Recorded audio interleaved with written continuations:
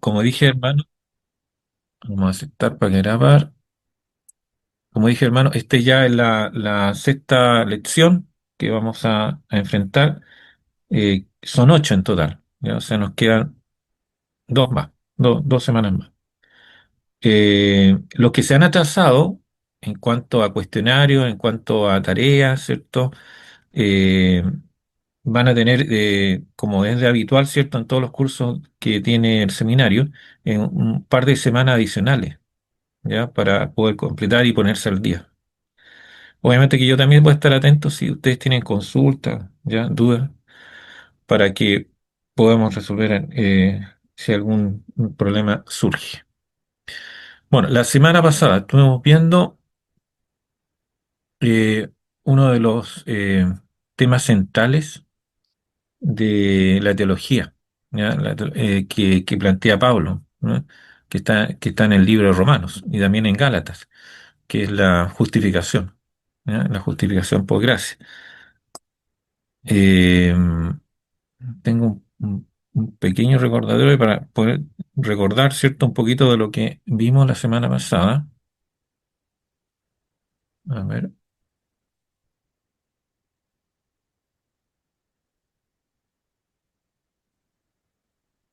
claro. El título de la semana pasada fue la teología paulina, ¿cierto? La justificación por la fe.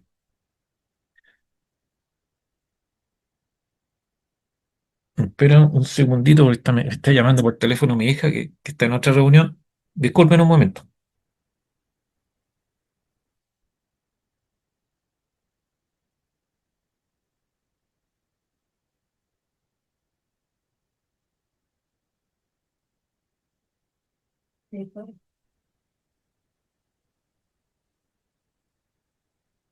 Ya, un problema doméstico. Muchas gracias, hermano. Bueno, como decía, estamos en la lección número 5, Teología Paulina, la justificación por fe. ¿Ya? La importancia de la justificación por fe.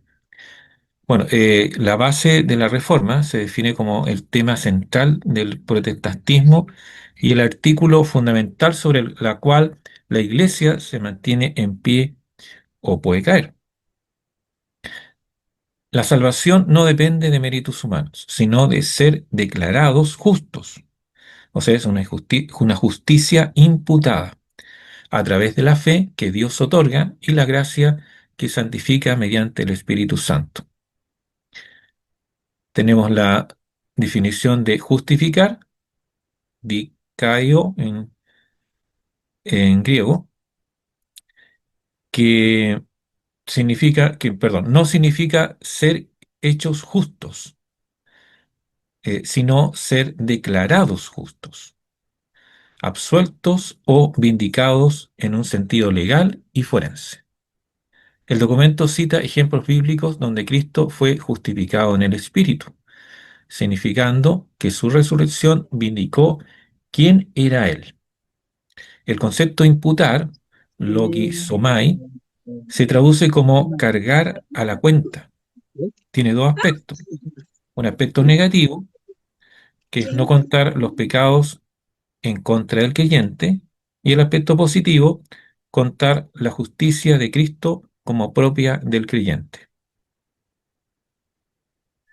La imputación es un acto legal que produce un estado jurídico ante Dios, no necesariamente una experiencia emocional inmediata. La realidad de la justicia en el pensamiento de Pablo. El autor analiza esta doctrina basándose principalmente en la epístola de los Romanos y la carta a los Gálatas, enfocándose en tres ejes. El primero es la justicia de Dios.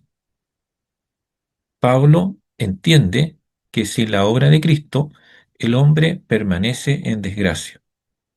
Dios, siendo santo, no puede declarar inocente al culpable por simple benevolencia. Por ello, Cristo actúa como propiciación y sustituto para satisfacer la justicia divina. El resultado es, a través del sacrificio de Cristo, el hombre recibe la fe gratuitamente y alcanza una relación especial con Dios, teniendo paz para con Él. El cumplimiento del tiempo, la pleroma, se refiere al plan histórico redentor donde Dios envió a su Hijo en el momento perfecto para inaugurar el tiempo escatológico.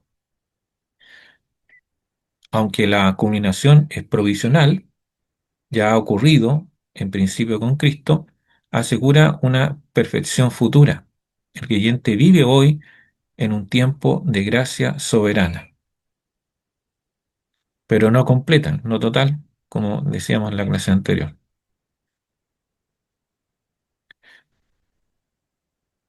El contraste de mundos. Estar en Cristo significa participar de un nuevo mundo que contrasta con el sistema viejo lleno de pecado. Y la transformación, ¿cierto? No se refiere solo a un cambio individual, sino a la nueva vida obrada por la omnipotencia de Dios.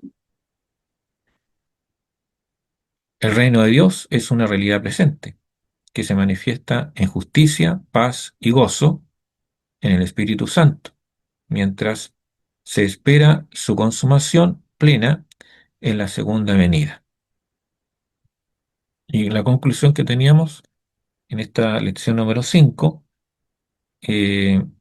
indica que en esta lección sobre la justificación solo por fe, desde la perspectiva paulina, hemos tratado el concepto básico de justificación, tratando de explicar sencillamente la misma para luego abordar el pensamiento del apóstol Pablo, que hace sobre este tema principalmente en las cartas de los romanos, a los romanos, perdón, y a los gálatas. Aunque también encontramos textos importantes como 1 Corintios y Efesios. De estas lecturas se ha tratado tres conceptos que son indispensables en la teología paulina sobre la justificación, que son la justicia de Dios, la escatología de la salvación y la nueva creación. Ese es el resumen, ¿ya? De la lección número 5. Como dije, es el punto central más bien de la teología de Pablo, ¿ya? La justificación por gracia, la justificación por fe, ¿cierto? En, en Cristo Jesús. Como dije también, bueno, viene ahora la lección número 6. ¿Ya? La lección número 7 tiene por título Teología Paulina, Antropología. ¿Ya? La antropología que habla acerca, ¿cierto?, del estudio del hombre en forma genérica, hombre y mujer. ¿Ya? Se habla en forma genérica. Entonces vamos a ir a la PPT o a transparencia, a la presentación.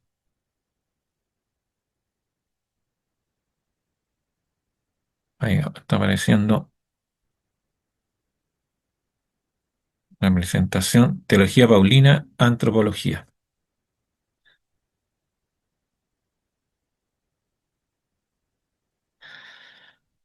Bueno, este tema, dentro del cuerpo paulino, del corpus paulino, es sumamente importante, no solo por el hecho de la realidad del hombre, según lo plantea el apóstol Pablo, sino su incidencia en cuanto a su presente, futuro, la importancia misma de la historia de la redención.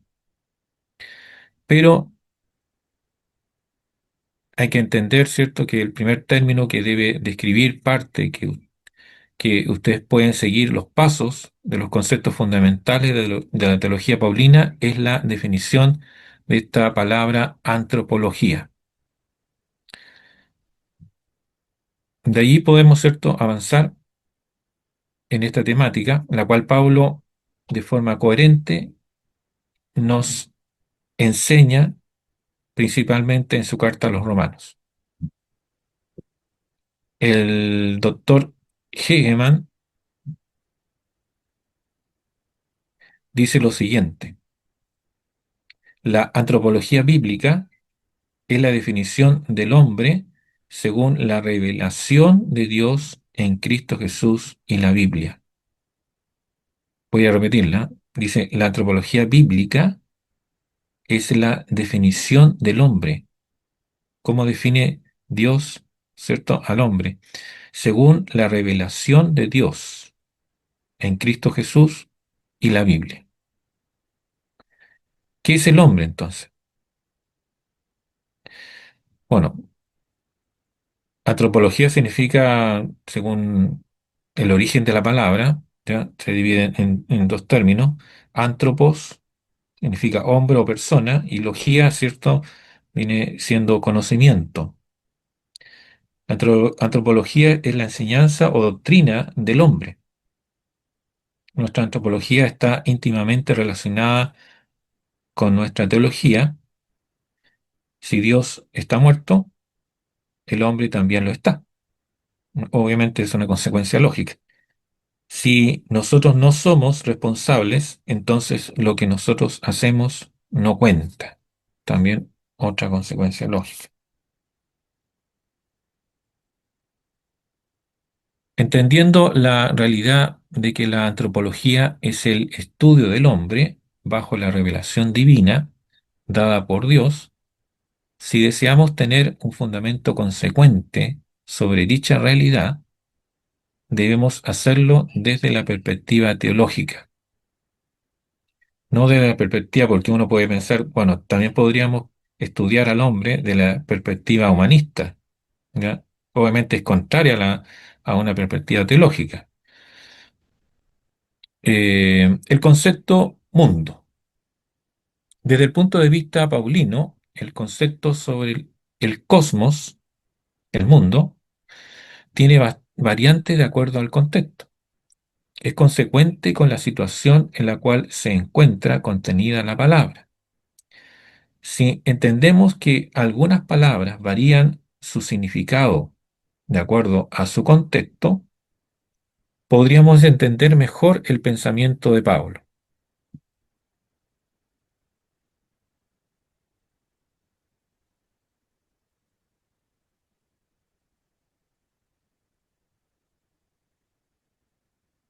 El apóstol Pablo no solo ve al mundo como una realidad física, sino espacial.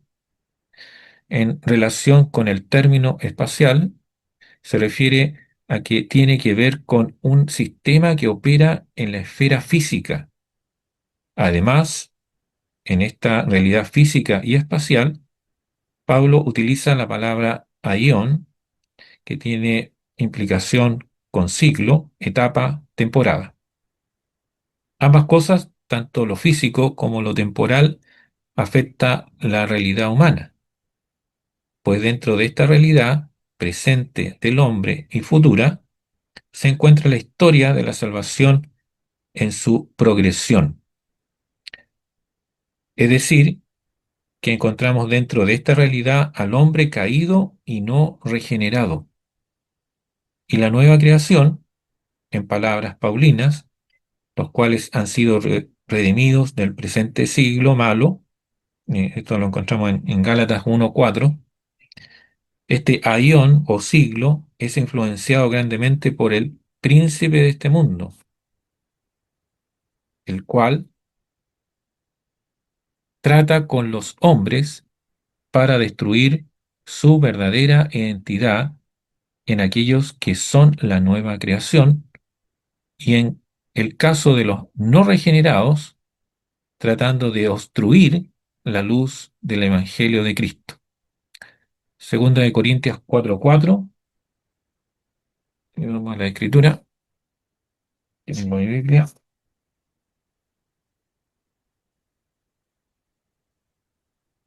en Segunda de Corintios 4:4, que dice, en los cuales el Dios de este siglo cegó el entendimiento de los incrédulos, para que no les resplandezca la luz del Evangelio de la gloria de Cristo, el cual es la imagen de Dios. Esa es la referencia bíblica que tenemos frente a este argumento. Se debe aclarar que la expresión paulina, en cuanto a los poderes que operan en este mundo y en este siglo, no tiene que entenderse como una mirada dualista de poderes, pues solo Dios es soberano sobre todo y Él trata cada cosa según su soberana voluntad, permitiendo algunas y otras no, según su absoluta autoridad. El pensamiento del teólogo Ridderbos con respecto a este tema dice lo siguiente: no queda duda alguna de que, según Pablo, este sometimiento del mundo a los poderes demoníacos espirituales no se remonta a un dualismo original entre Dios y el mundo, o entre Dios y esos poderes, pues todo lo que hay en los cielos y en la tierra fue creado en Cristo, y en particular los tronos, demonios, principados y potestades. Si vamos a Colosenses, capítulo uno, perdón, Corintios, primera de Corintios, no, la cita es o Colosenses me parece que. Sí.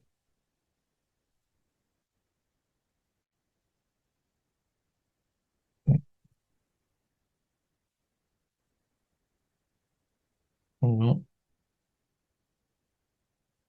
La cita es Colosenses capítulo uno, versículo 16, que dice, porque en él fueron creadas todas las cosas, las que hay en los cielos y lo que hay en la tierra, visibles e invisibles, sean tronos, sean dominios, sean principados, sean potestades, todo lo fue creado por medio de él y para él. De la misma forma, estos poderes han sido derrotados y reconciliados o pacificados, ¿cierto?, en Cristo. Colosenses 2:15. Colosenses 2:15, que dice, y despojando a los principados y a las potestades, los exhibió públicamente, triunfando sobre ellos en la cruz. En la cruz de Cristo, ¿cierto? Todos los principados, potestades, dominios, tronos fueron sometidos. Pertenecen a la creación de Dios. Romanos 8:39. Romanos 8:39 dice, ni lo alto, ni lo profundo, ni ninguna otra cosa creada nos podrá separar del amor de Dios, que es en Cristo Jesús, Señor nuestro. Una tremenda promesa, ¿cierto? Para todos los creyentes. Nada nos podrá separar del amor de Dios. Y aún en su actividad de adversarios de Dios y de opresores de los hombres, están sujetos a Dios. Segunda de Corintios, capítulo 12. Segunda de Corintios, capítulo 12, versículo 7, que dice, y para que la grandeza de las revelaciones no me exaltase desmedidamente, me fue dado un aguijón en mi carne, un mensajero de Satanás. Ahí está hablando el apóstol Pablo, precisamente aquí, que me abofetee para que no me enaltezca sobremanera, ¿cierto? Aquí el apóstol Pablo encuentra, ¿cierto?, su dolencia, ¿cierto?, que él tenía en su cuerpo y establece, ¿cierto?, dice un aguijón en mi carne, ¿ya? No está explícito qué es lo que él le afectaba, ¿ya? Algunos dicen que es la vista, otros una cojera, pero no está claro eso, no está dicho explícitamente en la palabra. Pero dice que hay un mensajero de Satanás, ¿cierto? Un, un demonio, que dice que me abofetee para que no me enaltezca sobremanera. Pero todo está sujeto, ¿cierto? ¿Cierto? Al Creador. Eh, Job, ¿cierto? Es otro ejemplo.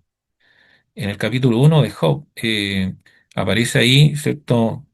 Todos los hijos, dice, todos los hijos de Dios, ¿cierto? Fueron convocados y entre ellos Satanás, el príncipe de este mundo. Y, y, y Job, ¿cierto? Una persona justa, ya está declarada justa.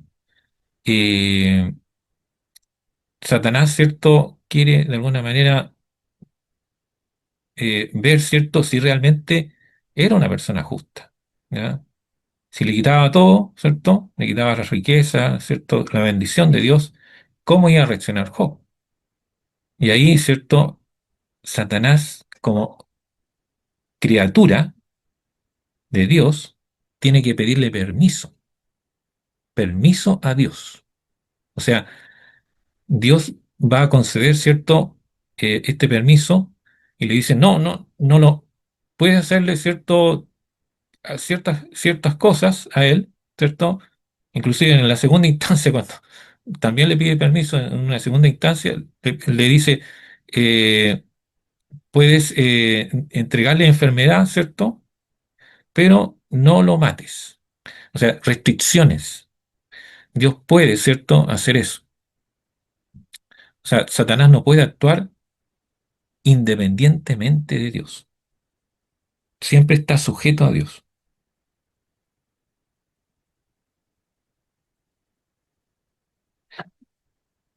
Sigamos. Es entendido que Dios es soberano y Él decide las cosas que sucederán y las que permitirá. Esto es esto lo que Pablo tiene en su pensamiento al escribir en sus diferentes cartas. Aunque se debe decir que el efecto de la incidencia del mal sobre el hombre produce el gemir que manifiesta. Romanos 8:20. Vamos ahora a Romanos 8:20, que dice, porque la creación fue sujeta a vanidad, no por su propia voluntad, sino por causa del que la sujetó en esperanza. Porque sólo el pecado pertenece a Satanás, pues Dios no tienta a nadie ni es tentado, sino que los efectos del mismo son consecuencia de las decisiones humanas atraídas o seducidas por las mismas incitaciones de las fuerzas que operan en este siglo. Este efecto quiere separar al hombre de la realidad de poder vivir en Cristo, de la nueva creación que manifiesta Pablo en su carta a los Efesios. La realidad del mundo, según la perspectiva de Pablo, de cómo operan las fuerzas para destrucción de la creación de Dios, y con la esperanza y certeza de que Dios controla todo y sujeta todo a Cristo. Se desarrollará el concepto de pecado, desarrollo de este concepto, el cual es parte incidental de los efectos de la humanidad. Entonces, el concepto de dimensiones del cosmos, la soberanía y el pecado. La caída del hombre en Edén ha efectuado un cambio radical en la realidad del mismo para con Dios, para consigo mismo y para con los demás. Esto es notorio, ya que con el simple hecho de ver y reflexionar en la vida diaria y en las situaciones cotidianas, los efectos de la caída, estos efectos son descritos de manera magistral por el doctor Hegeman en su curso, dice ahí, porque no solo el pecado pertenece a Satanás, sino también el sufrimiento, la tribulación, la angustia y la adversidad. Ahí tenemos varias citas. Primera de Corintios capítulo 5 versículo 5. Primera de Corintios capítulo 5 versículo 5. Dice, el tal sea entregado a Satanás para destrucción de la carne, a fin de que el espíritu sea salvo en el día del Señor. Aquí está hablando Pablo, ¿cierto? Con respecto a un caso de, dice el título, inmoralidad juzgado.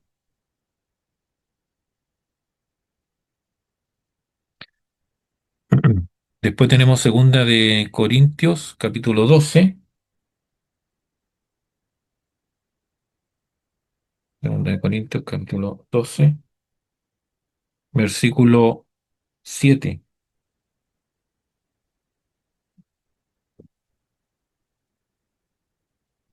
Y para que la grandeza de las revelaciones no me exaltase, este lo leímos ya, sobre el aguijón en la carne.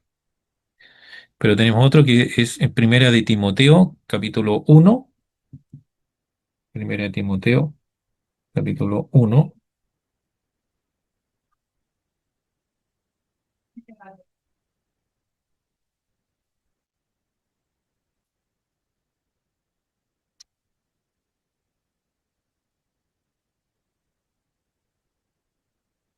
versículo, bueno, capítulo 1, versículo 20. 1, 20. Dice, de los cuales es Imeo y Alejandro, a quienes entregué a Satanás para que aprendan a no blasfemar. Eso es algunos de los... Hay otro más que es Primera de Tesalonicenses, capítulo 2, versículo 18, que habla del mismo tenor. Así como la muerte es el postrer enemigo de Cristo, Primera de Corintios 15, 26, y tal cita, que hace uso del pecado como su instrumento. Del mismo modo, estas amenazas demoníacas a la existencia humana, tales como la opresión, la persecución, el hambre, la desnudez, el peligro y la espada, son representadas en otro pasaje como poderes personificados que también intentan separar a los creyentes del amor de Cristo. Romanos 8:35.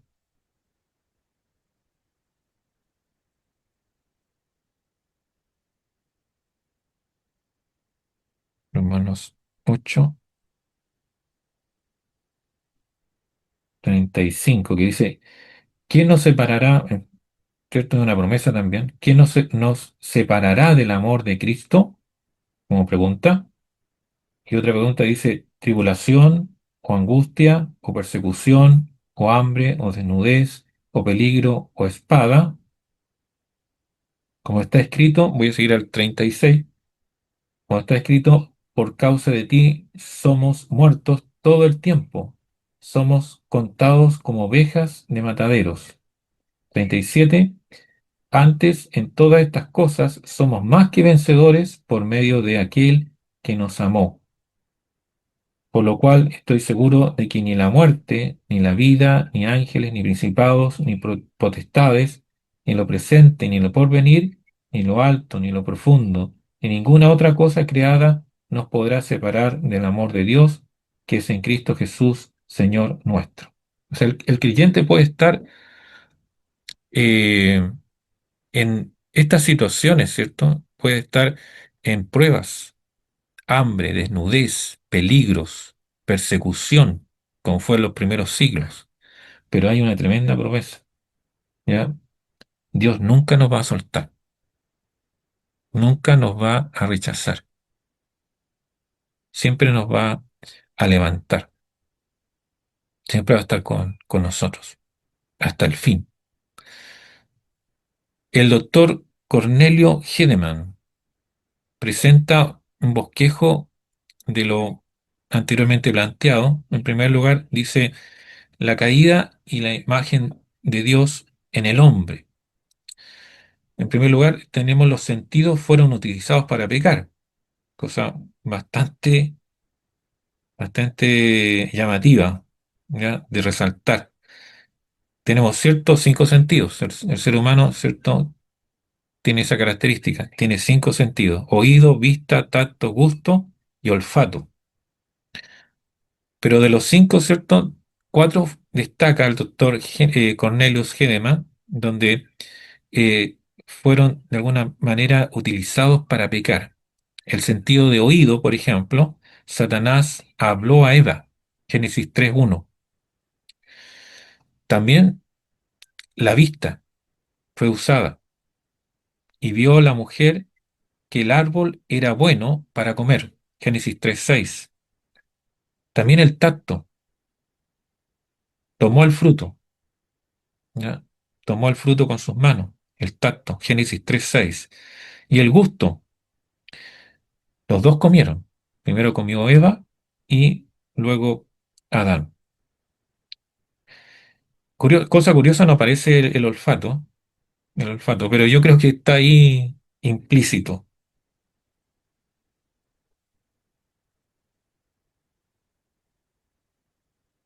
Ahora, las facultades mentales también fueron implementadas en la caída.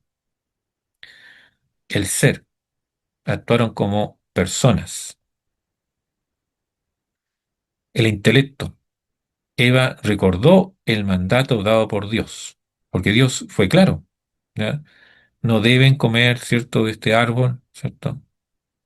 Y Eva, ¿cierto?, tenía memoria, ¿cierto?, para recordar en su intelecto de la orden que Dios le había entregado a Adán y a Eva. La razón, ¿ya? Una característica, ¿cierto?, del ser humano, la razón. Y el árbol era codiciable para alcanzar la sabiduría. También el deseo era agradable a los ojos. Siempre el pecado es agradable. No he conocido personas, ¿cierto?, que han estado en pecado y digan, no, esto fue desagradable. Siempre va a ser agradable, codiciable. Conciencia. No comeréis de él, no le tocaréis, para que no muráis. También la voluntad. Decidió tomarlo. La acción, Eva comparte con Adán, ¿cierto? Este fruto. Y adoración, obedeció a Satanás y no a Dios. O sea, olvidó lo que Dios le había dicho, ¿ya? Y obedeció lo que dice Satanás. En cuanto a la espiritualidad, la naturaleza espiritual, la habilidad de estar en comunión con Dios, fue usada para complacer a Satanás y ellos mismos. La relación espiritual con Dios muere. O sea, se olvidaron de Dios, en otras palabras. El no creyente está espiritualmente muerto en su estado de pecado. Efesios 2, capítulo, perdón, Efesios capítulo 2, versículos del 1 al 4,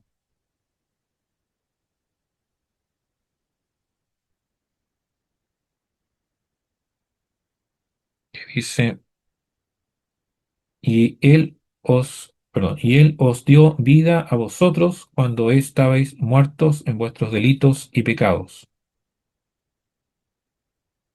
en los cuales anduvisteis en otro tiempo, siguiendo la corriente de este mundo, conforme al príncipe de la potestad del aire, el espíritu que ahora opera en los hijos de desobediencia, entre los cuales también todos nosotros vivimos en otro tiempo, en los deseos de nuestra carne, haciendo la voluntad de la carne y de los pensamientos, y éramos por naturaleza hijos de ira, lo mismo que los demás.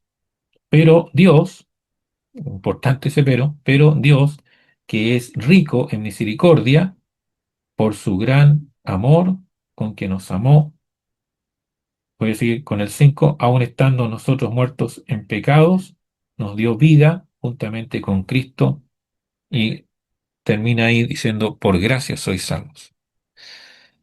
Eh, Cuando, cierto, tomamos decisiones que no están considerando a Dios, ¿ya? Estamos en el otro lado. Ese es el punto.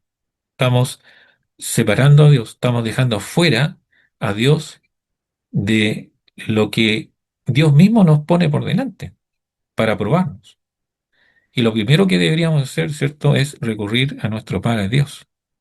Cuando se enfrentamos, ¿cierto?, realidades, problemas que eh, tienen un propósito de crecer, crecer en fe, que es importante la fe.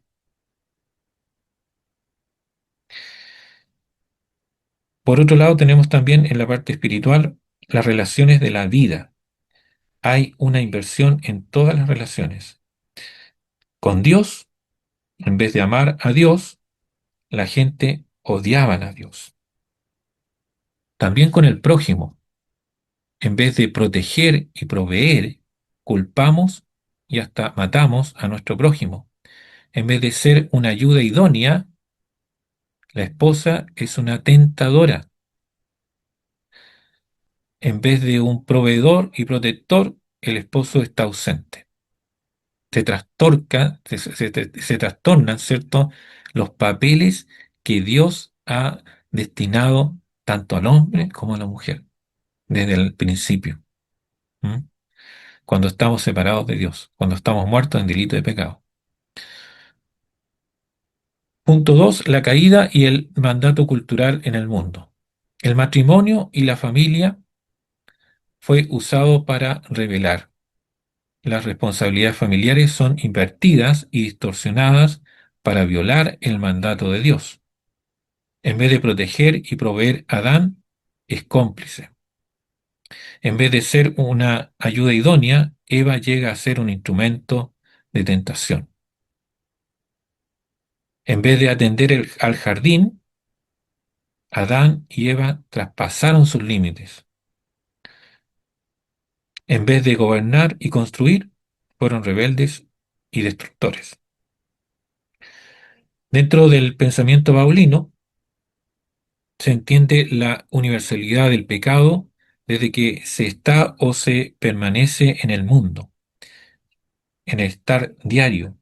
No es un evidente, no, esto es evidente tanto explícitamente en la carta a los romanos, a la cita en Romanos capítulo 1, versículo 18, y Romanos 3, versículo 20, como de manera implícita en otras cartas del apóstol.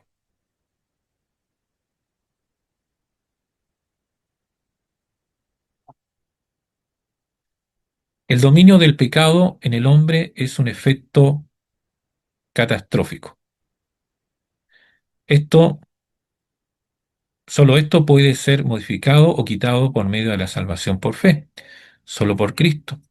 Es decir, que la realidad de la redención es crucial para el hombre, para que esta influencia devastadora del pecado sea anulada por la nueva creación y la obra del Espíritu en la vida del hombre, donde ya no hay más condenación legalmente ante Dios por el sacrificio sustitutivo de Cristo, y en donde el señorío de Cristo en el hombre va transformando su vida, va santificándola, ¿cierto? Estamos en este proceso de santificación, cada uno de nosotros. Es por eso que Pablo insta a los creyentes a ocuparse en las cosas del Espíritu, más las que dan realmente vida. Pablo dice, busquen las cosas de arriba, no las del mundo. Buscad primero el reino de Dios y su justicia, y todo será añadido. Eso dice el apóstol Pablo. Romanos 8,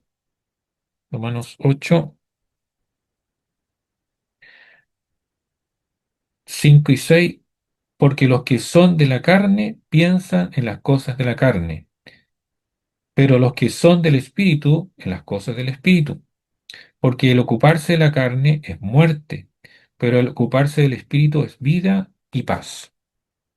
Ese es el consejo del apóstol Pablo. Preocúpense de las cosas espirituales, preocúpense del reino de Dios. Ese es el consejo. Las cosas que vemos, ¿cierto? Son importantes. Él sabe que necesitamos comer, necesitamos trabajo, necesitamos, ¿cierto? Muchas cosas. En este mundo demanda muchas cosas. Pero el mundo que no conoce, ¿cierto? A Dios, que no ha tenido, ¿cierto? Este encuentro con Cristo, se preocupa, ¿cierto? Y ve esta realidad y se sumerge en esta realidad ya que vemos a diario.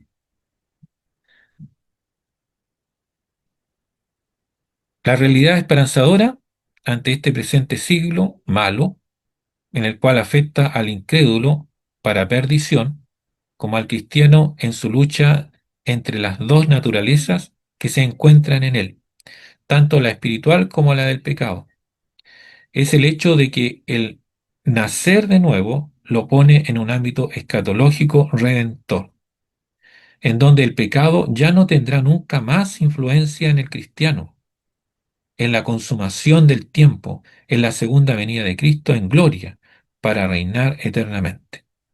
Es no es nuestra esperanza, ¿cierto? Reinar con Cristo, ¿cierto? En este nuevo cielo, en esta nueva tierra, ¿cierto? Que Él ha prometido. George Land dice: la totalidad de la obra redentora de Dios se dirige hacia la realización perfecta del reino de Dios y del siglo venidero, e incluye a toda la creación. Hasta ese momento, el antiguo siglo se caracterizó por el pecado, el mal y la muerte. Sin embargo, en la misión de Cristo y en la venida del Espíritu, las bendiciones del siglo venidero han llegado a los que están en Cristo. Ya tenemos ya la bendición, el ya, pero todavía no. Debemos dar gloria a Dios y extender gratitud y adoración a la Trinidad por la gran bendición que progresivamente reciben los cristianos al haber sido rescatados del presente siglo malo y entrar en un proceso de transformación hasta parecernos a aquel que nos redimió en la cruz del Calvario. Esa es nuestra meta, ¿cierto? Parecernos a Jesús. Romanos 8:29. Romanos 8:29, porque a los que antes conoció, también los predestinó para que fuesen hechos conforme a la imagen de su Hijo, para que Él sea el primogénito entre muchos hermanos. Nuestra meta es mirar a Jesús, parecernos a Él. En resumen, el apóstol Pablo trata el pecado desde su origen en Edén. Ahí está el origen del pecado, en Edén. La desobediencia de Adán y Eva, sus efectos, la única solución al mismo y la necesidad de una nueva naturaleza en donde gobierna Cristo por el Espíritu. Una de las características, ¿cierto?, de estar en pecado, de estar fuera sin considerar a Dios, ¿cierto?, es que el mundo, ¿cierto?, dice, no necesito a Dios. ¿Ya? Yo hago las cosas, ¿cierto?, según mi parecer, pero se equivocan. Dios está, ¿cierto?, por sobre todo.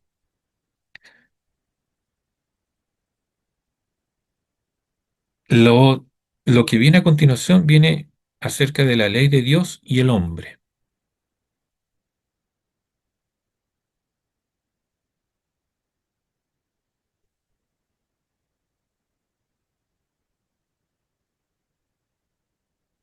Existen varios matices en cuanto a la palabra ley dentro del pensamiento paulino.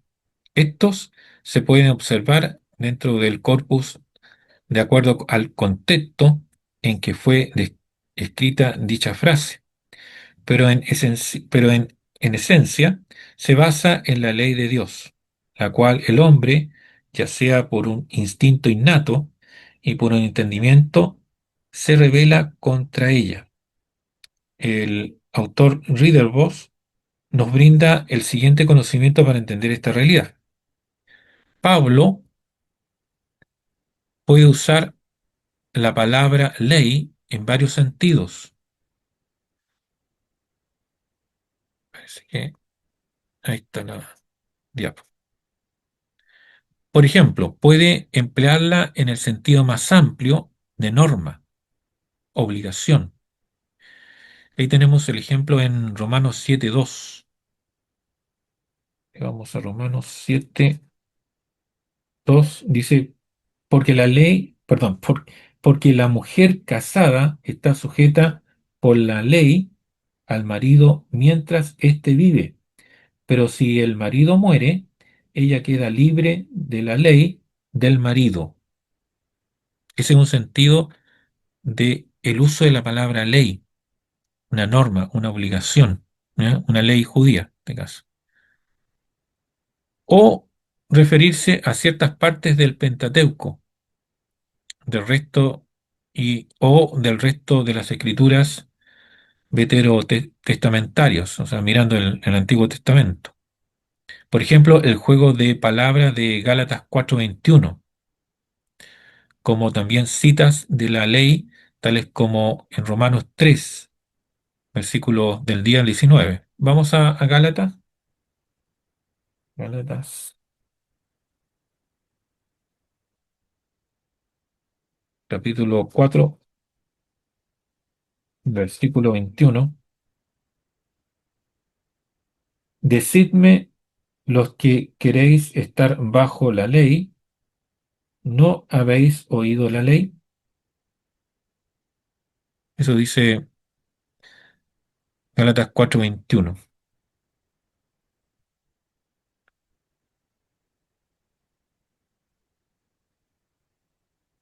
Es un juego de palabras, como dice ahí. Como también citas de la ley, en tales como en Romanos capítulo, volvemos a Romanos capítulo 3,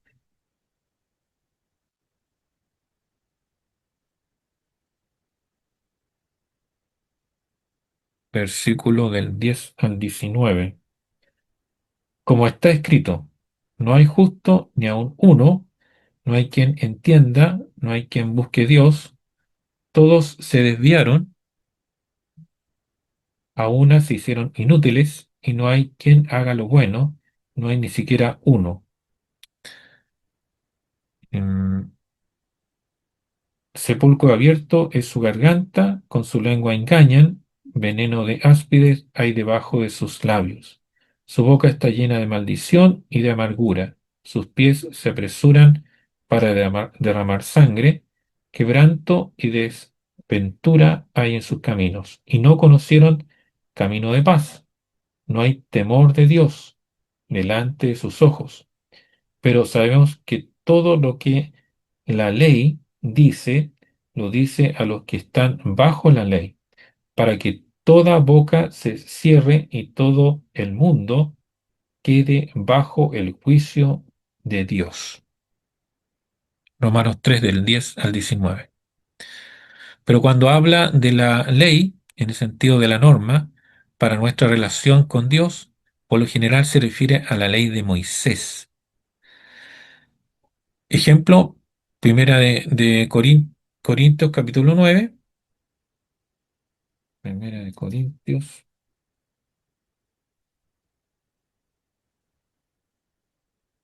capítulo 9, versículo 9. Porque en la ley de Moisés está escrito, no pondrás bozal al buey que trilla, tiene Dios cuidado de los bueyes. Sigo al 10, pues no termina ahí la pregunta, o lo dice enteramente por nosotros, pues por nosotros se escribió, porque con esperanza debe arar el que ara, y el que trilla, con esperanza de recibir del fruto. En la mayoría de los casos que tiene que ver con la ley, el apóstol Pablo está relacionando la ley de Moisés y el cumplimiento que el hombre debe dar de ésta para no violar la voluntad de Dios, a lo que también encontramos la realidad de que las demandas de Dios son santas, justas y buenas, pero el hombre en su naturaleza no las puede cumplir y queda convicto al pecado, como el mismo apóstol lo menciona en la carta a los Romanos, capítulo 7, versículo del 14 al 17, que dice, porque sabemos que la ley es espiritual, mas yo soy carnal, vendido al pecado, porque lo que hago no lo entiendo, pues no hago lo que quiero, sino lo que aborrezco. Eso hago. Y si lo que no quiero, esto hago, apruebo que la ley es buena. O sea, a través de la ley conocemos el pecado, ¿cierto? De manera que ya no soy yo quien hace aquello, sino el pecado que mora en mí. No está diciendo que no somos responsables de cometer pecados. ¿Ya? Cuando el creyente, ¿cierto?, comete un pecado, lo está cometiendo en forma consciente, ¿ya? Con mayor razón, porque conoce, ¿cierto?, lo que le agrada a Dios y lo que no le agrada a Dios. ¿Ya? Por lo tanto, lo hace en forma consciente, pero somos, ¿cierto?, vendidos al pecado en este proceso de santificación. Queremos hacer algo bueno, pero nuestra naturaleza pecaminosa nos lleva, ¿cierto?, al pecado. Pablo mismo nos habla de las virtudes de la ley y del hombre interior, en cuya naturaleza de pecado no quiere obedecer a la misma, es decir, que disponemos obedecer la ley, pero no podemos por la naturaleza de pecado que mora en nosotros. Por eso está Cristo. Él cumplió perfectamente la ley. Dada esta condición que el apóstol Pablo menciona en Romanos 3:10, también entendemos que el hombre que sabe que hay ley, como el que por naturaleza no le conoce, no puede agradar a Dios. Por tanto, la sentencia de la ley es la condenación. Y la única forma de que esto pueda revertirse es por medio de la justicia de Cristo. Romanos 5:1. Romanos 5:1. Justificados, pues, por la fe tenemos paz para con Dios por medio de nuestro Señor Jesucristo. Somos justificados, tenemos cierto este decreto de ser justos por fe en Jesucristo. En este caso es cuando el Espíritu se opone a la naturaleza del pecado para que no haga lo que quiera, porque claramente dice Romanos 8:7 que la naturaleza del hombre no quiere obedecer la ley de Dios, pero gracias a Jesucristo y su muerte expiatoria y sustituta por nosotros es que el hombre legalmente puede ser reconciliado por Dios para entrar en una relación de paz con Él. Pues ya Cristo ha pagado la deuda que pesaba sobre nosotros. Romanos 8:1. Ahora pues, ninguna condenación hay para los que están en Cristo Jesús, los que no andan conforme a la carne, sino conforme al Espíritu. Esta verdad de que ninguna condenación hay para los que están en Cristo es lo que Pablo le marcaba al apóstol Pedro, que debía mantener cuando se apartaba de los gentiles, ¿cierto? ¿Recuerdan ese pasaje? Cuando tiene un encuentro, ¿cierto?, bastante fuerte con Pedro, que Pedro, ¿cierto?, se apartó, ¿cierto?, le dio como vergüenza, ¿cierto?, de los gentiles, y Pablo, ¿cierto?, lo reprende públicamente. Entonces, bueno, Pedro que debía mantener cuando se apartaba de los gentiles y dejaba que de lado la esencia del Evangelio en la carta a los Gálatas. Esto no quiere decir que Pablo estaba en contra de la ley, sino su discurso sería incoherente e insustancial. Él quería demostrar que la ley nos conduce a Cristo. Y si prestamos atención al texto de Gálatas, capítulo 3, a Gálatas, capítulo 3, versículo del 1 al 5, dice, oh Gálatas, insensatos, ¿quién os fascinó para no obedecer a la verdad, a vosotros ante cuyos ojos Jesucristo fue ya presentado claramente entre vosotros como crucificado? Esto solo quiero saber de vosotros.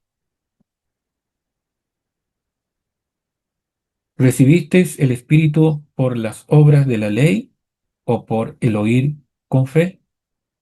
¿Tan necios sois?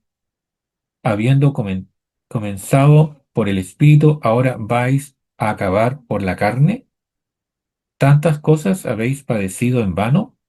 Si es que realmente fue en vano, aquel pues que os suministra el Espíritu y hace maravillas entre vosotros,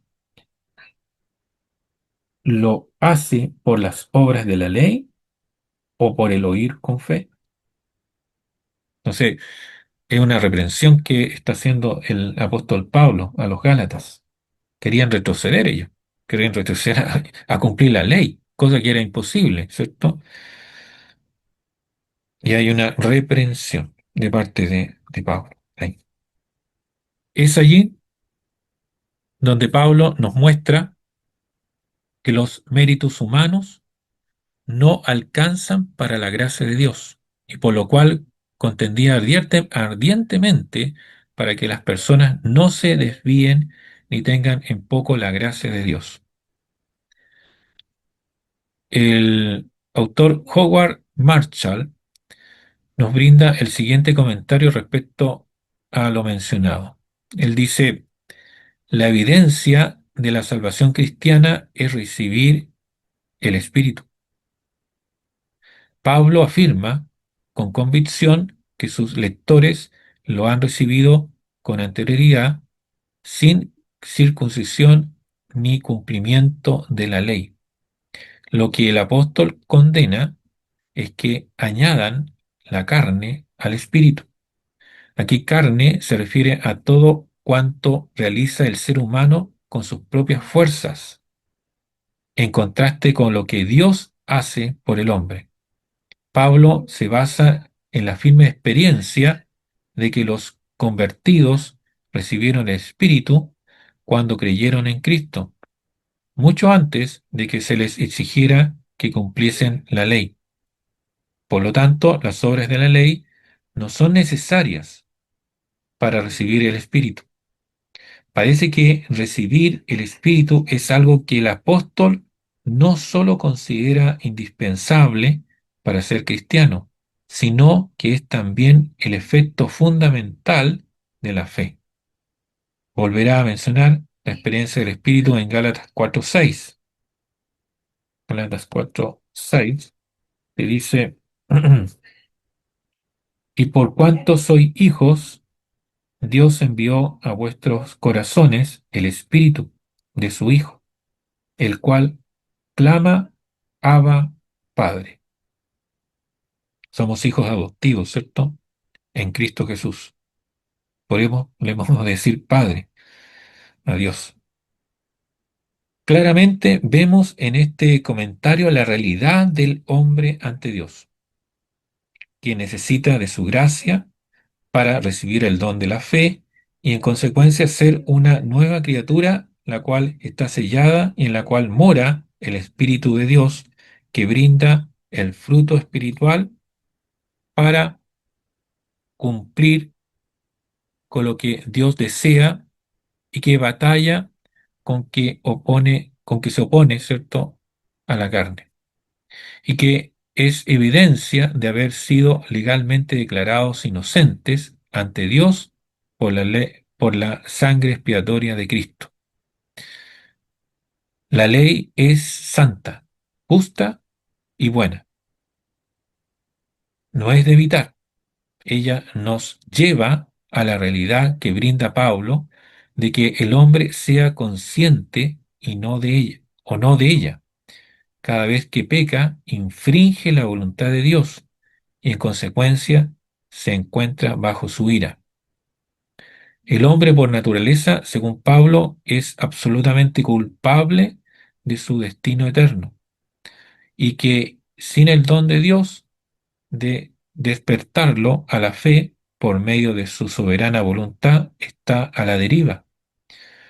Por tanto, cada vez que la gracia de Dios se manifiesta al hombre para salvación, es un motivo de gran gozo y de suprema exaltación a Dios, pues lo ha sacado de la muerte, lo ha declarado inocente por la muerte sustituta de su Hijo en la cruz, y le ha dado el Espíritu para que por medio de él pueda ser transformado para agradar a Dios en la santidad para lo cual fuimos creados.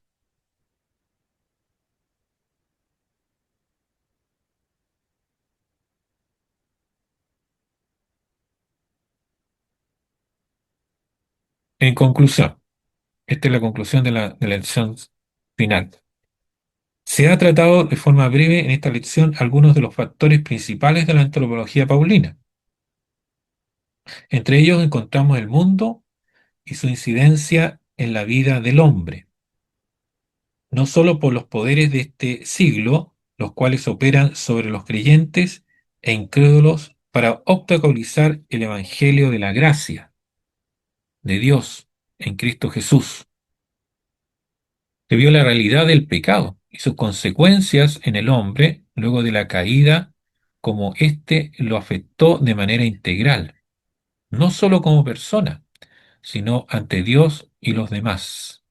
O sea, en cuerpo y alma, integralmente el pecado nos afectó. Y se ha tratado la realidad de la ley y el hombre en sí mismo.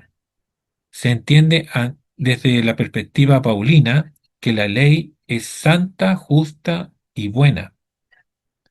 Si no sería contraria a la esencia de Dios al darla, sino que también ella nos hace ver la realidad del hombre, de la necesidad del Evangelio y de la gracia de Dios para despertar la fe salvífica en Él, en Cristo, para que a través de ella sea declarado legalmente inocente ante Dios y que el Espíritu batalle contra la carne para la santificación del hombre, para conformarlo, según Romanos 8:29, a la imagen de su Hijo, el cual es la meta de todo creyente. Todo esto Dios lo hace para alabanza de su gloria, pues para eso fuimos creados. Ahí termina, ¿cierto?, la lección número 6. Romanos 8:1 dice, la victoria en Cristo, ninguna condenación hay para los que están en Cristo Jesús. Somos nuevas criaturas, ¿cierto? Por fe, justificados pues por la fe, tenemos paz para con Dios en Cristo Jesús. Eh, bueno, no sé si hay algún comentario, consultas que pueden compartir. Hay varios temas acá, ¿ya? Varios temas que hay que masticar, ¿cierto? Entender un poco. No sé si tienen algún comentario al respecto. Pastor, Dígame. no ¿Yo soy el pastor? solamente... Ah, ya, no, yo Todavía no pensé que soy sí. pastor. Dígame nomás, hermano Diego. Hermano Diego, ¿cierto? Eh, ¿O Hernán? sí, Diego, Diego. No, quería Diego. comentar el hecho de que el texto ahí dice que fue hipocresía la de Pedro, que fuerte la palabra, o sea, Mm, actualmente para nosotros hipocresía es una palabra medio insulto, pero no deja de ser mm. fuerte la palabra que usó Pablo contra Pedro. contra Pablo, claro. Claro, porque el encuentro ahí es un encuentro súper álgido en el sentido de que le recrimina, ¿cierto?, el apóstol Pablo el hecho de que no puede actuar de dos maneras, po. Él actuaba de una manera con cuando estaba, ¿cierto?, con los judíos y actúa de otra manera cuando estaba con los gentiles. Entonces, y todos somos criaturas, ¿cierto?, redimidas por Cristo. Entonces, Claro. eso aparentemente Pedro no lo entendía todavía. Y ¿Ya? lo otro que le iba a comentar que, no sé si estoy mal, pero andar en la carne ¿Mm? significa justificarse bajo las obras de la ley, que muchas veces en contextos es andar en la carne, ellos entienden las obras de la carne que son claras, pero aquí el texto igual Mm. dice que justificarse bajo la ley ya es una obra carnal. Claro, claro, en las obras de la carne que habla, ¿cierto?, el apóstol, son claras, pues. Eh, el no amar, principalmente el no amar al prójimo, el no amar al prójimo, sino es lo contrario de lo que dice, ¿cierto?, como mandamiento Dios, eh, es estar, ¿cierto?, en pecado. Sabemos que los redimidos en Cristo, que estamos en un proceso de santificación, eh, tenemos pecado, hay lucha, ¿ya? Hay lucha contra nuestro propio pecado. Por eso el apóstol Pablo decía, lo que hago, no quiero lo que hago, sino más bien hago cosas que no comprendo de alguna manera, que es el pecado que está morando en nosotros. Eso está hablando directamente de una lucha que el apóstol Pablo tenía, ¿cierto? Y que nosotros también tenemos diariamente. Entonces, ¿cuándo hay que preocuparse? Cuando hay lucha contra los deseos, ¿cierto?, de la carne. Hermano Jorge, Dígame. en Gálatas 5, el ¿Mm? versículo 16, menciona las obras de la carne y el fruto del Espíritu. Sí, exactamente, eso quería Eso, eso en solamente. Gálatas capítulo 5. Sí, ahí está clarito las dos caras de la moneda.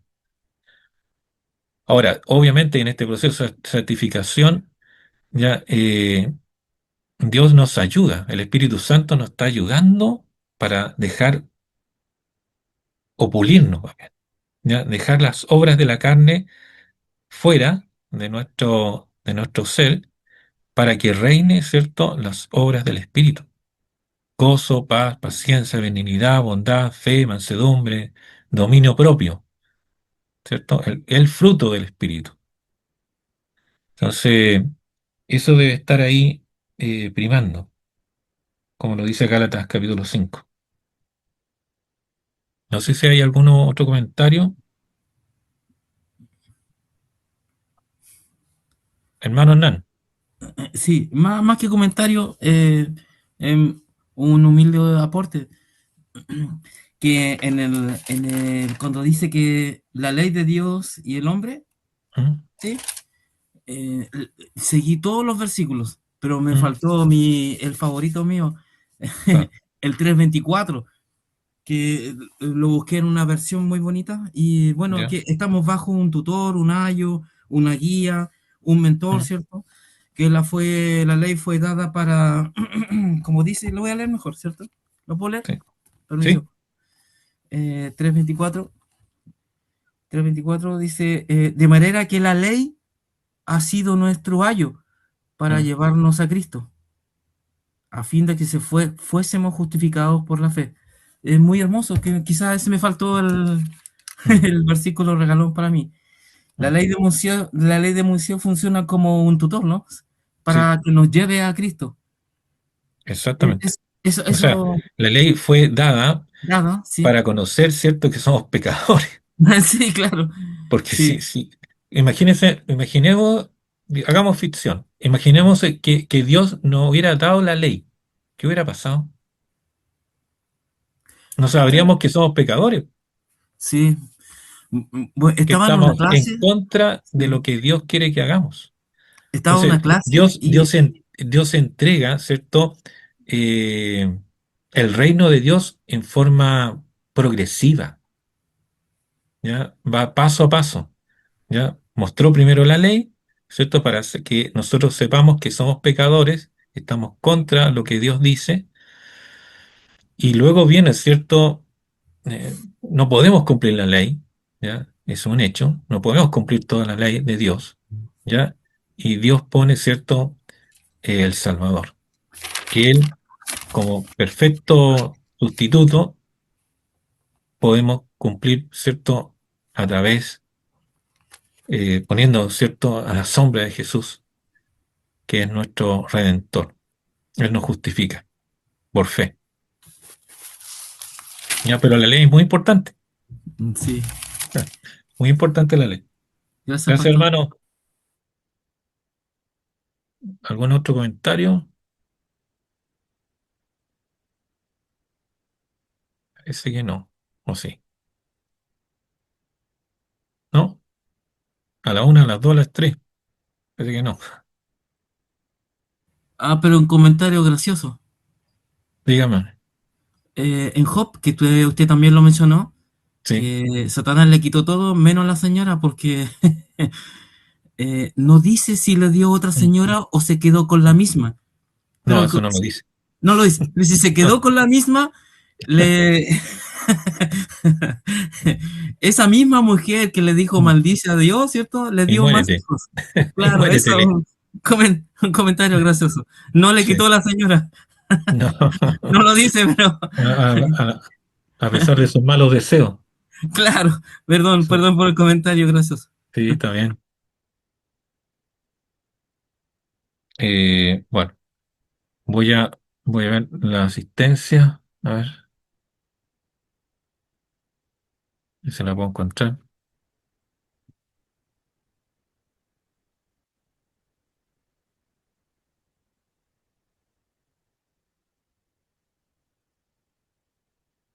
Ya estamos a 21 de abril.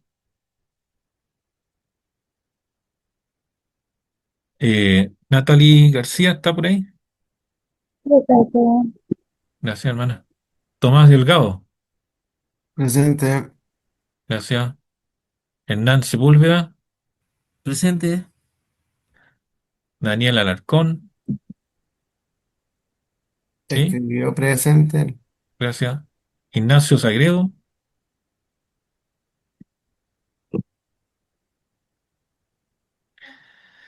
Giovanni Zamorano. Que no pueden Presente. abrir. Ah, ya. Si no pueden abrir su micrófono, escriba por WhatsApp. Es la otra opción. O por el WhatsApp del grupo, del curso, también podrían enviarme el WhatsApp para ponerlo presente después. Luis Oces, Presente, gracias hermano. Gerson Moya, presente, gracias hermano. Matías Maturana,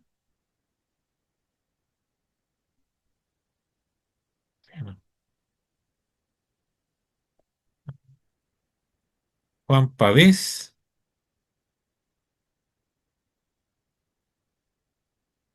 Juan Pavés, ¿no? Samuel Molina, Presente, hermano. gracias hermano. José Cabrera, presente, profesor. gracias.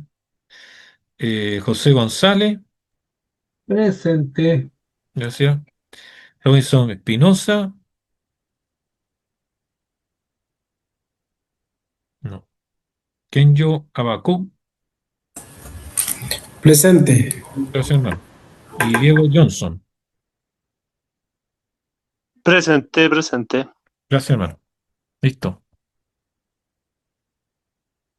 Ya, como les dije al principio, estamos en la sexta semana, nos quedan 2 semanas más, ¿cierto? La lección 7 y ahí terminamos con la lección número 8, ¿ya? Y van a ser 2 semanas más adicionales para completar, ¿cierto? Las tareas que necesitan un poquito más de tiempo, ¿cierto? En cuanto al trabajo.